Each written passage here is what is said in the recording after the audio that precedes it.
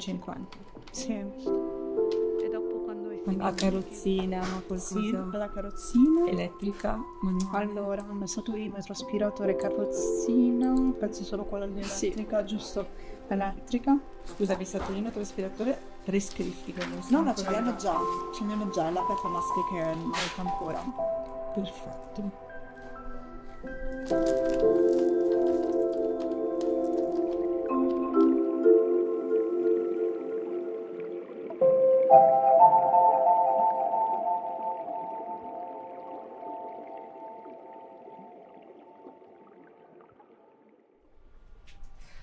Facciamo un attimo il giro, dai, partiamo. Sì, facciamolo.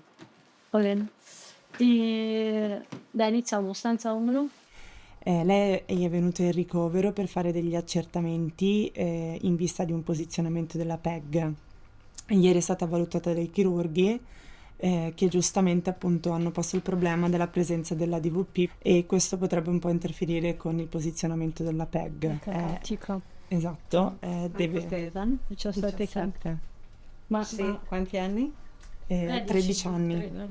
Comunque la prealbumina 126, insomma. Sì. Ok.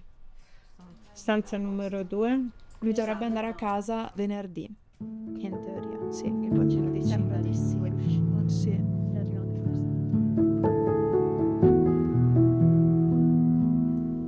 Siamo in un posto strano.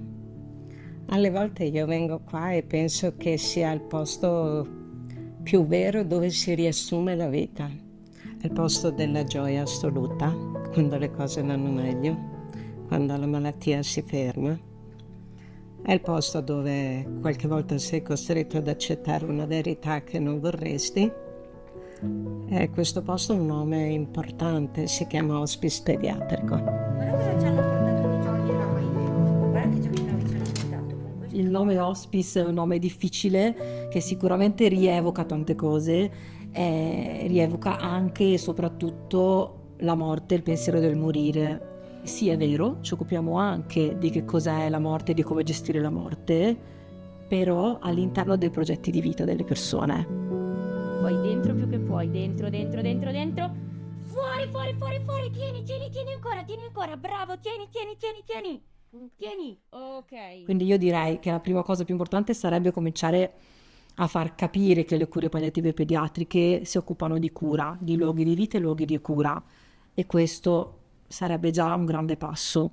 E poi dopo questo far percepire che è proprio la nostra tipologia di pazienti, per non farci fraintendere rispetto al nostro nome, e far capire che ci sono dentro tantissimi tipi di esperienze, con tantissimi tipi di malattie, tantissimi tipi di storie essenzialmente. Quindi abbiamo a che fare con bambini di età diversissime, da 1 mese, 2 mesi, fino ad arrivare a dei ragazzi adolescenti o addirittura dei giovani adulti che vivono una vita caratterizzata da una malattia inguaribile, molti problemi, ma che contemporaneamente con l'utilizzo delle macchine e delle terapie riescono a vivere. Sì! Che bravo che sei stato! Il bambino non è la malattia, il bambino non è nemmeno il presidio che usa, il bambino è un'unicità. Io conosco solo un Alessandro che borbotta ma poi ti fa dei sorrisi stupendi e che ha le sue difficoltà. Io conosco solo una Marta che balla e ti fa ballare, e è importante tenere sempre presente e a mente che quello che fa bene per un bambino e quello che va bene per un bambino non deve per forza andare bene per l'altro, e bisogna cercare comunque indagare quali sono i bisogni per quel bambino.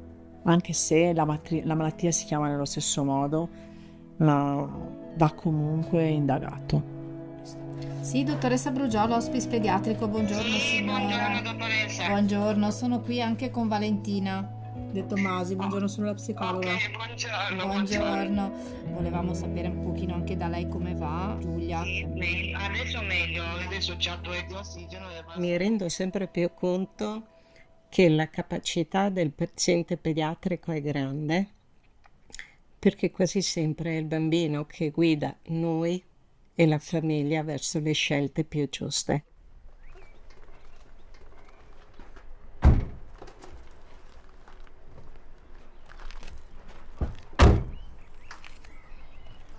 Il sacchettino e il resto lascio qui. Ok. Buongiorno, ciao. Permesso? Permesso. Buongiorno, ciao. Ciao. Come stiamo? Ma è tutta la mattina che sta cucinando la mamma. Sempre lei. Wow. È sempre un piacere. Anche per me. Sai che dobbiamo ricontrollare il cuore, vero? Hai lo smalto, no? No. Io mi ricordo però che tu adoravi lo smalto. Sì. Quando eri più piccola aveva sempre lo smalto lei, In vero? realtà ce l'avevo, l'ho tolto ieri. Ah, ecco. Il trucco con la Monica, ti ricordi? La Monica? Mi manca la Monica. Cioè, mi piace proprio come tutte le infermiere sono gentili con te. Cioè, sembra proprio una famiglia. I Sembra una medici famiglia. no, scusa. Anche i medici. Ecco. Le infermiere, i medici, tutti. Ah, ecco. No, anche voi. Tutti siete meravigliosi. Tutti. Le domiciliari sono l'altra faccia della medaglia, ma sono, secondo me, il posto giusto per vivere. Ciao. Ragazzi, benvenuti. Ciao. Benissimo. Ciao Barbara. Lo specialista che si muove verso il paziente, secondo me, è l'evoluzione della medicina, cioè di andare direttamente a domicilio e realizzare veramente, rendersi conto veramente di com'è la situazione a domicilio e dove noi veramente possiamo agire per migliorare la qualità di vita dei nostri pazienti nel loro habitat naturale è fondamentale. Fai finta che Antoine non sia un medico, spiegagli bene dove ti fa male. Ti fa male dove entra la cannula o ti fa male più su o più giù? Proprio lì dove entra la cannula. Vediamo. Ok, fagli vedere bene. Bravissimo. Essere a casa vuol dire essere se stessi, il bambino che ti porta a vedere i suoi giochi, che ti chiede di vedere la sua cameretta, che è nel suo ambiente, quindi si fa visitare senza nessun problema ed è se stesso. Vado, stai attento che non ti prendo. Beh, questa era bella, Ale, non puoi dire niente. Ho fatto punto? Scusi, mi hai avvantaggiato?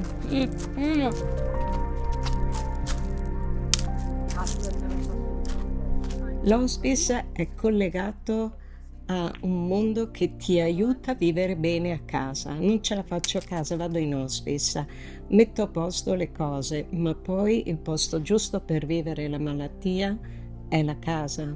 Noi anche nell'hospice più bello del mondo non riusciremo mai a dare quello che può dare la propria stanza da letto, la nonna che viene, gli amici che arrivano, la mamma che cucina, le litigate in famiglia, cioè quello che succede a casa. E lì i bambini vogliono stare, e lì i genitori vogliono stare. Assaggiare anche loro, sì.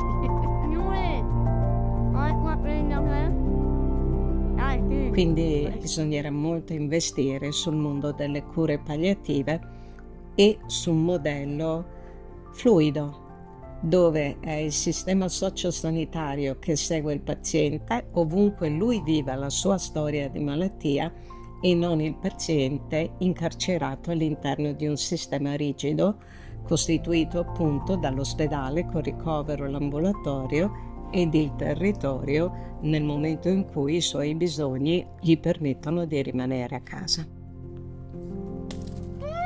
Colpaccio del dottore. Si può beccare il Si può o non si boccino? può? Sì, sì. Ah, io questa non lo sapevo. Tocca a me. Io provo a beccare quella di Antoine. Tocca a te. Chi è il punto adesso del dottore? Per ora suo. Vero Ale? Per ora. Era bello questo È Ale, era suo, è bello. suo.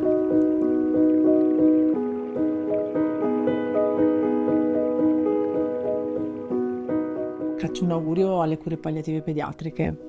Mi piacerebbe che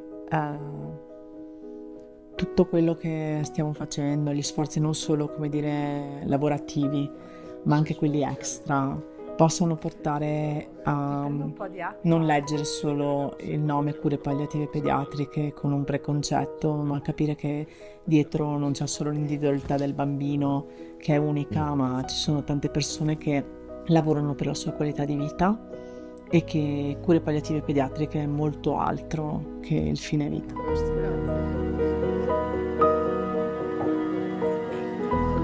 Spero che un po' con il nostro aiuto, un po' con i fantastici genitori che hanno molto spesso questi bambini che si trasformano in supereroi in qualche modo, e soprattutto se aiutati, i nostri bambini possono comunque essere grati della vita che hanno. Io penso che le cose cambino veramente informando in maniera corretta la popolazione. Tutti devono sapere cosa sono le cure palliative. Sono la cura della vita. Per cui, se posso chiedere una cosa, parliamone. Solo così la gente riuscirà ad avere assecondato un proprio diritto, non fuggirà di fronte ai problemi, non arriverà qui affannata dicendo poi ma se l'avessi saputo prima. Forse riusciamo a fare molto di più.